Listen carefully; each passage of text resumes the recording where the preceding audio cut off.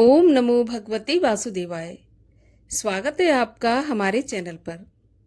आज के इस वीडियो में आप सुनेंगे श्री सत्यनारायण व्रत की कथा के संपूर्ण 5 अध्याय। इस कलयुग में जहाँ केवल और केवल दुख और पाप से घिरे हुए हैं, ऐसे में भगवान के नाम का ही एक आसरा है।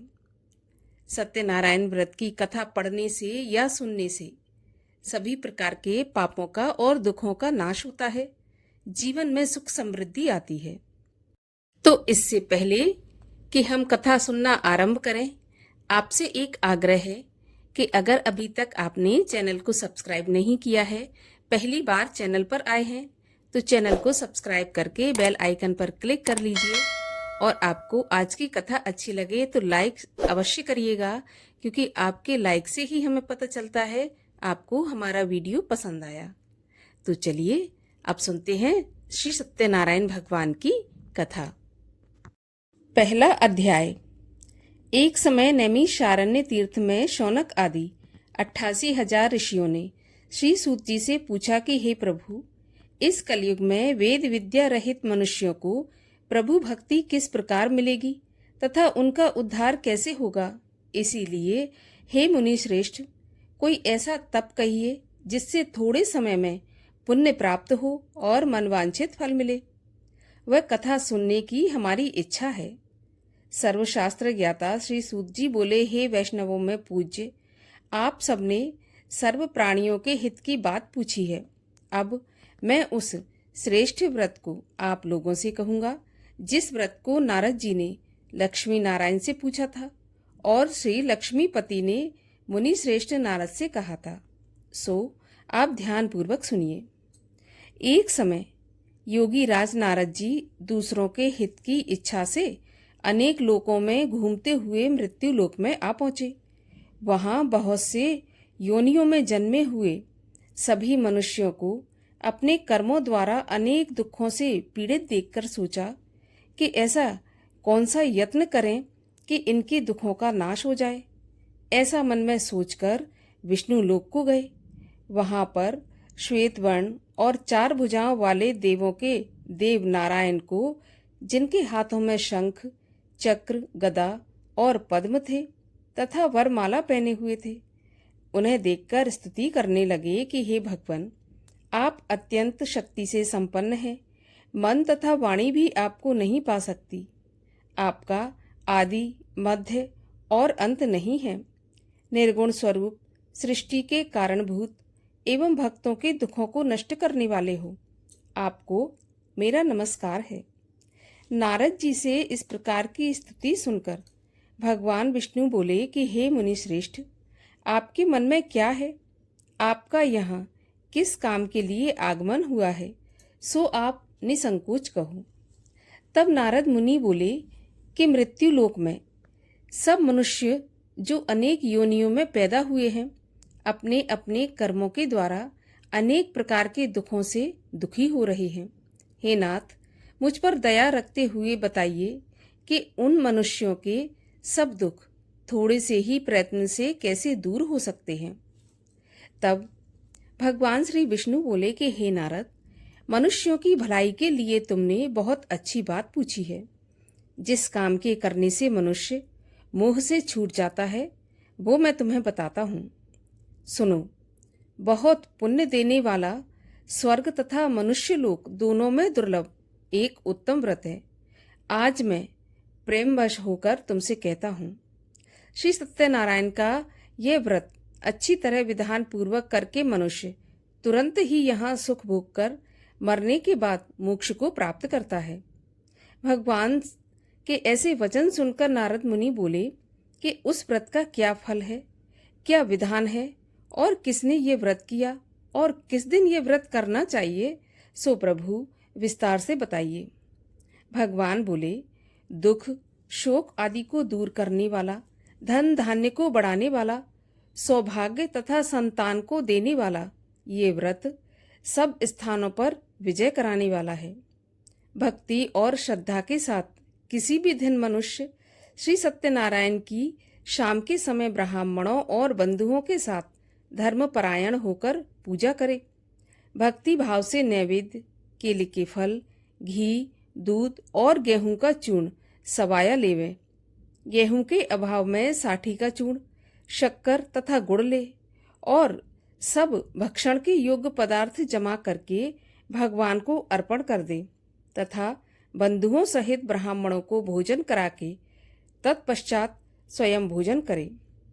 नृत्य, गीत आदि का आचरण कर श्री सत्यनारायण भगवान को स्मरण करता हुआ समय व्यतीत करे। इस तरह व्रत करने पर मनुष्यों की इच्छा निश्चय ही पूरी होती है। विशेषकर कलयुग में भूमि पर यही मोक्ष का सरल उपाय है। प्रथम अध्याय समाप्त हुआ। दूसरा अध्याय। सूत जी बोले, हे ऋषियों, जिसने पहले समय में इस व्रत को किया है उसका इतिहास कहता हूँ, सो ध्यान से सुनो। सुंदर काशीपुरी नगरी में एक अति निर्धन ब्राह्मण रहता था। वह भूख प्यास से बेचैन हुआ नित्य ही पृथ्वी पर घूमता रहता था। ब्राह्मणों से प्रेम करने वाले भगवान ने ब्राह्मण को दुखी देखकर एक बूढ़े ब्राह्मण का रूप धर के उसके पास जाकर आदर के साथ पूछा कि हे ब्राह्मण, नित्य दुखी पृथ्वी पर क्यों घूमते हो? हे श्रेष्ठ ब्राह्मण, ये सब मुझे बताओ, मैं सुनना चाहता हूँ। तब ब्राह्मण बोला कि मैं बहुत निर्धन हूँ, भिक्षा के लिए पृथ्वी पर फिरता हूँ। सो हे भगवान, यदि आप इसका उपाय जानते हो तो कृपा करके कहो। बूढ़ा ब्राह्मण बोला कि श्री सत्यनारायण भगवान मनोवांछित फल देने वाले हैं, इसीलिए हे ब्राह्मण, तू उनकी पूजा कर, जिसके करने से मनुष्य सभी दुखों से मुक्त होता है। ब्राह्मण को व्रत का सारा विधान बताकर बूढ़े ब्राह्मण का रूप धारण करने वाले श्री सत्यनारायण भगवान अंतर्ध्यान हो गए। जिस व्रत को वृद्ध ब्राह्मण ने बतलाया है मैं उसको करूँगा, ऐसा निश्चय करने पर उसे रात में नींद नहीं आई और वह सवेरे ही उठकर श्री सत्यनारायण भगवान के व्रत का निश्चय करके भिक्षा के लिए चल पड़ा। उस दिन उसको भिक्षा में बहुत सा धन मिला, जिससे बंधु बांधवों के साथ उसने श्री सत्यनारायण भगवान का व्रत किया। इसके करने से वह ब्राह्मण सभी दुखों से छूटकर अनेक प्रकार की संपत्तियों से युक्त हुआ। उस समय से वह ब्राह्मण हर महीने ये व्रत करने लगा। इस तरह श्री सत्यनारायण भगवान के व्रत को जो करेगा वह सभी पापों से छूटकर मोक्ष को प्राप्त होगा। जो पृथ्वी पर सत्यनारायण का व्रत करेगा मनुष्य वह सब दुखों से छूट जाएगा। इस तरह नारद जी ने नारायण का कहा हुआ ये व्रत तुमसे कहा। हे विप्रो, मैं अब और क्या कहूँ? तब ऋषि बोले, हे मुनीश्वर, संसार में इस ब्राह्मण से सुनकर किस किसने इस व्रत को किया और हम ये सब सुनना चाहते हैं। इसके लिए हमारे मन में श्रद्धा है। सूत जी बोले, हे ब्राह्मण मुनियों, जिसने इस व्रत को किया है वो सब सुनो। एक समय एक ब्राह्मण धन और ऐश्वर्य के अनुसार बंधु बांधवों के साथ व्रत करने को तैयार हुआ। उसी समय एक लकड़ी बेचने वाला बूढ़ा आदमी आया और बाहर लकड़ियों को रखकर ब्राह्मण के मकान में गया। प्यास से दुखी लकड़हारा उनको व्रत करते देखकर ब्राह्मण को नमस्कार करके कहने लगा कि आप ये क्या कर रहे हैं और इसके करने से क्या फल मिलता है, कृपा करके मुझे बताइए। तब ब्राह्मण ने कहा कि सभी मनोकामनाओं को पूरा करने वाला यह श्री सत्यनारायण भगवान का व्रत है। इसकी ही कृपा से मेरे यहाँ धन धान्य आदि की वृद्धि हुई है। ब्राह्मण से इस व्रत के बारे में सारी जानकारी प्राप्त करके लकड़हारा बहुत प्रसन्न हुआ और चरणामत लेकर प्रसाद खाने के बाद अपने घर को गया। लकड़हारे ने मन में इस प्रकार का संकल्प लिया कि आज गांव में लकड़ी बेचने से जो धन मिलेगा उसी से श्री सत्यनारायण देव का मैं उत्तम व्रत करूंगा। मन में ऐसा विचार कर लकड़हारा लकड़ियां अपने सिर पर रखकर जिस नगर में धनवान लोग रहते थे ऐसे सुंदर नगर में गया। उस रोज वहां पर उन लकड़ियों का दाम पहले से चौगुना मिला। तब वह बूढ़ा लकड़हारा दाम लेकर और अति प्रसन्न होकर पक्के केले की फली, शक्कर, घी, दूध, दही और गेहूं का चूर्ण इत्यादि श्री सत्यनारायण देव के व्रत की सारी सामग्रियों को लेकर अपने घर आया। फिर उसने अपने बंधुओं भाइयों को बुलाकर विधि के साथ भगवान का पूजन और व्रत किया। उस व्रत के प्रभाव से बूढ़ा लकड़हारा धन, पुत्र आदि से युक्त हुआ और संसार के समस्त सुख भोग कर वैकुंठ को चला गया। दूसरा अध्याय समाप्त हुआ। तीसरा अध्याय। सूत जी बोले, हे मुनियों, अब आगे की कथा कहता हूँ, सो सुनो। पहले समय में उल्कामुख नाम का एक बुद्धिमान राजा था। वह सत्यवक्ता और जितेंद्रिय था। प्रतिदिन देव स्थानों में जाता और गरीबों को धन देकर उनके कष्ट दूर करता था। उसकी पत्नी कमल के समान मुख वाली और सती साध्वी थी। भद्रशिला नदी के तट पर उन दोनों ने श्री सत्यनारायण देव का व्रत किया। उस समय में वहां एक साधु वैश्य आया। उसके पास व्यापार के लिए बहुत सा धन था। वह नाव को किनारे पर ठहराकर राजा के पास गया और राजा को व्रत करते हुए देखकर विनय पूर्वक पूछने लगा कि हे राजन, भक्ति युक्त चित्त से ये आप क्या कर रहे हैं? मेरी सुनने की इच्छा है, सो आप मुझे बताइए। राजा बोला, हे साधु, अपने बांधवों के साथ पुत्र आदि की प्राप्ति के लिए यह महाशक्तिवान श्री सत्यनारायण भगवान का व्रत और पूजन किया जा रहा है। राजा के वचन सुनकर साधु आदर के साथ बोला कि हे राजन, मुझे इसका सारा विधान बताएं। मैं भी आपके कथन के अनुसार इस व्रत को करूंगा। मेरे भी कोई संतान नहीं है और इस व्रत से निश्चय ही मुझे संतान की प्राप्ति होगी। राजा से सब विधान सुनकर व्यापार से निवृत्त होकर वह आनंद के साथ अपने घर गया। साधु ने अपनी स्त्री से संतान देने वाले उस उत्तम व्रत का समाचार सुनाया और कहा कि जब मेरे संतान होगी तब मैं इस व्रत को करूंगा। साधु ने ऐसे वचन अपनी स्त्री लीलावती से कहे। एक दिन उसकी स्त्री लीलावती पति के साथ आनंदित हो सांसारिक धर्म में प्रवृत्त होकर भगवान सत्यनारायण की कृपा से गर्भवती हो गई तथा 10वें महीने उसके गर्भ से एक सुंदर कन्या का जन्म हुआ।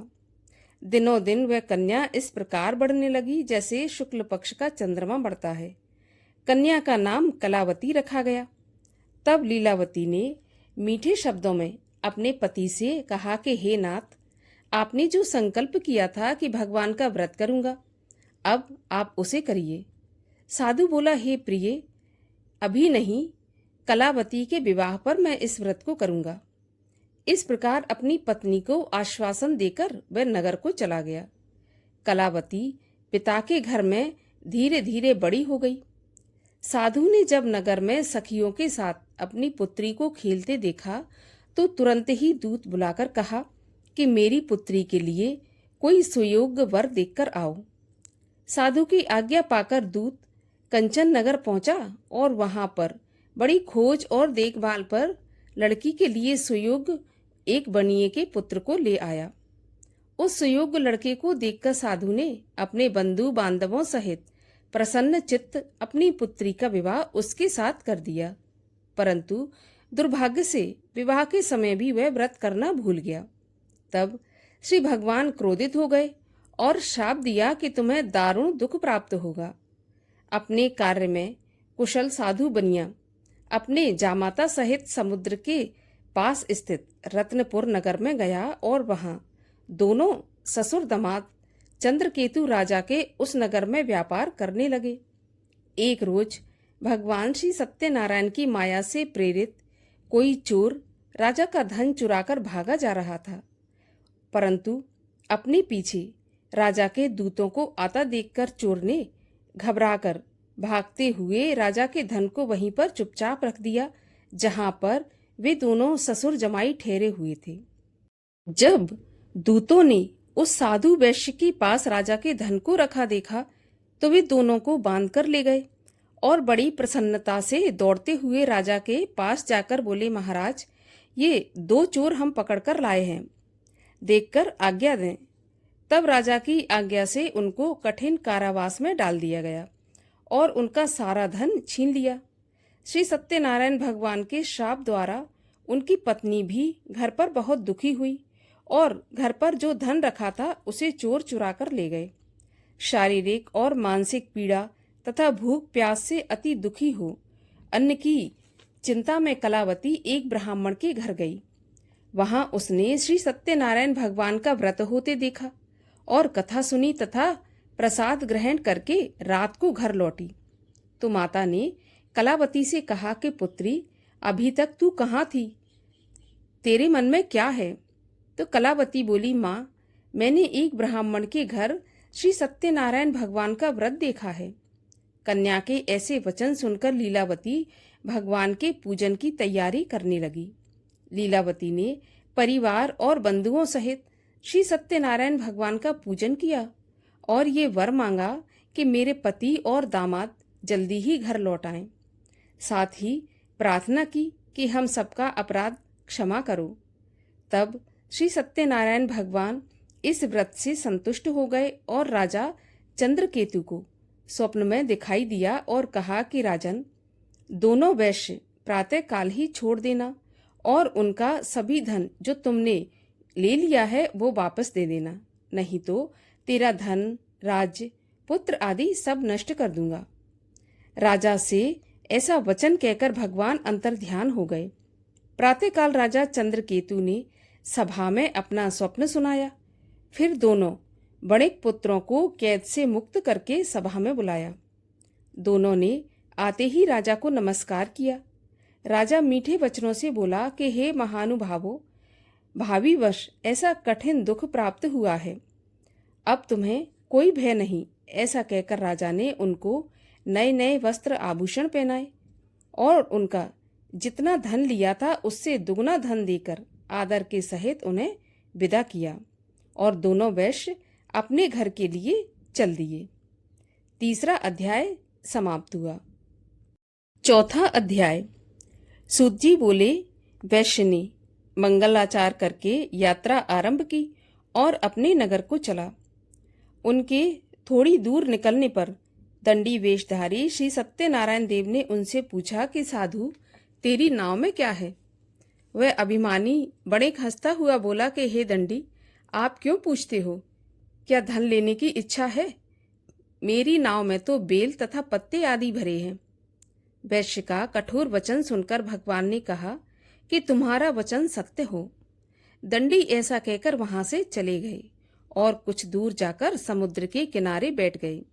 दंडी के जाने पर वैश्य ने नित्य क्रिया करने के बाद नाव को ऊंची उठी देखकर अचंभा किया और नाव में बेल आदि देखकर वह तो मूर्छित होकर जमीन पर गिर पड़ा।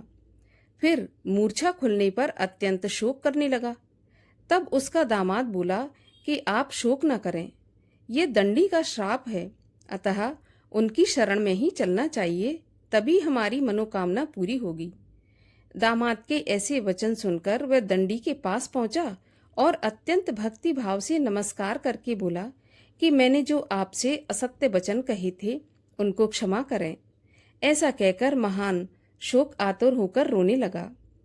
तब दंडी भगवान बोले कि हे बणिक पुत्र, मेरी आज्ञा से बार बार तुम्हें दुख प्राप्त हुआ है, तू मेरी पूजा से विमुख हुआ है।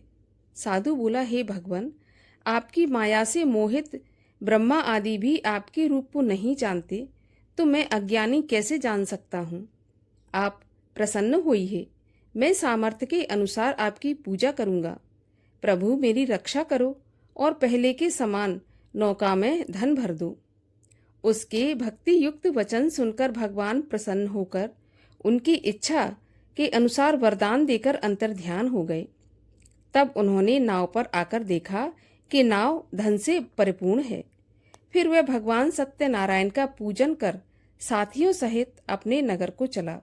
जब अपने नगर के निकट पहुंचा तो उसने दूत को घर भेजा।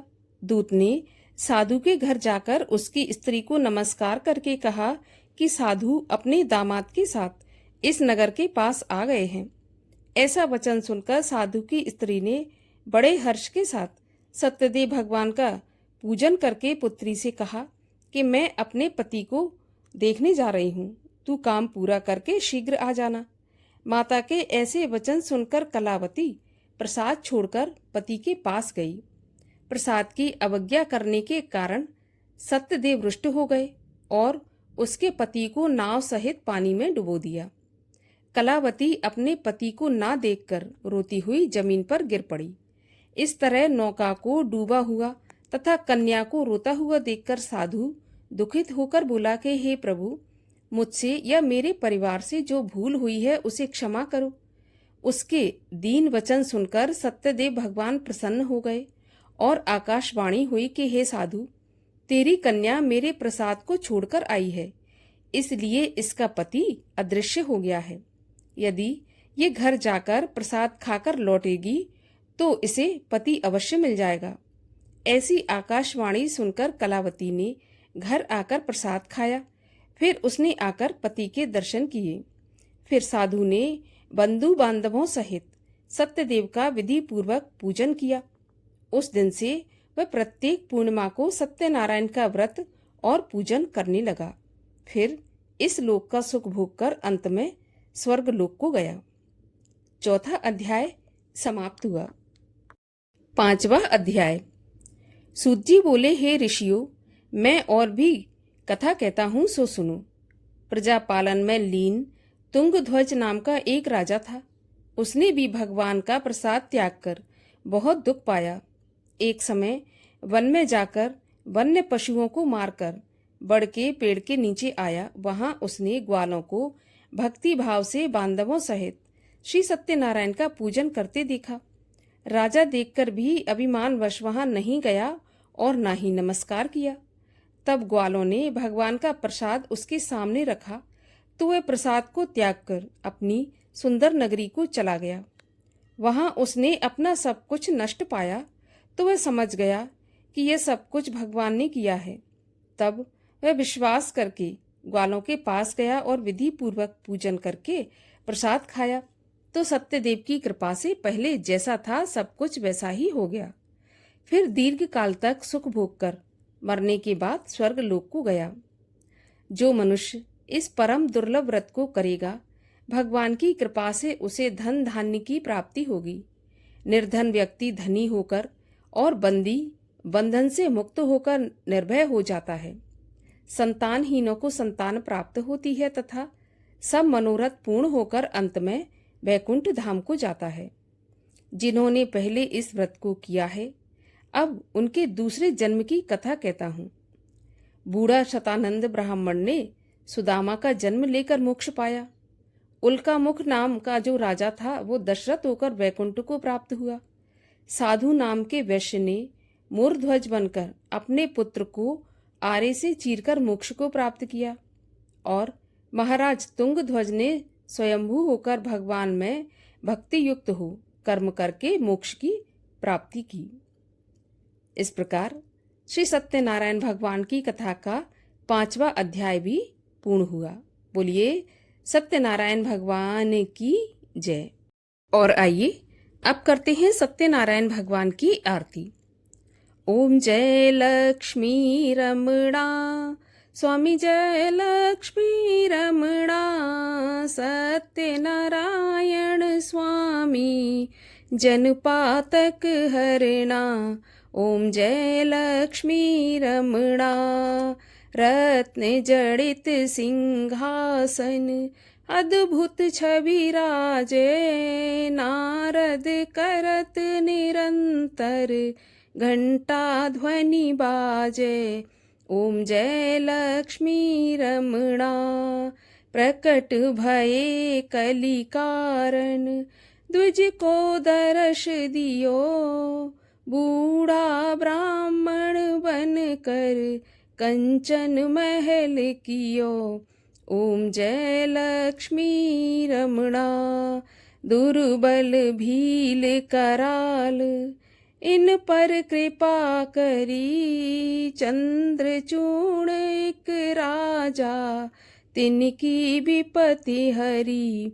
ओम जय लक्ष्मी रमणा, वैश्य मनोरथ पायो, श्रद्धा तज दीनी, सो फल भोग्यो प्रभु जी, फिर स्तुति कीनी।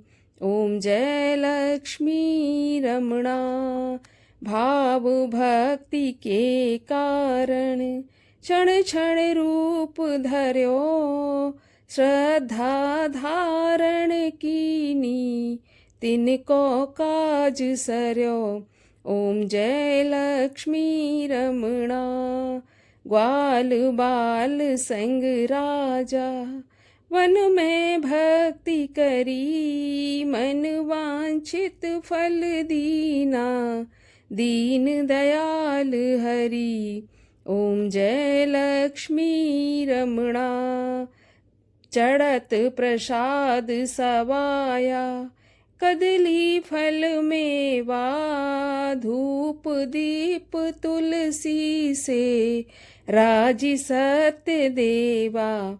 ओम जय लक्ष्मी रमणा। सत्य नारायण जी की आरती, जो कोई नर गावे, कहत शिवानंद स्वामी, मन वांछित फल पावे। ओम जय लक्ष्मी रमणा। बोलिए लक्ष्मी नारायण भगवान की जय। बोलिए सत्यदेव भगवान की जय।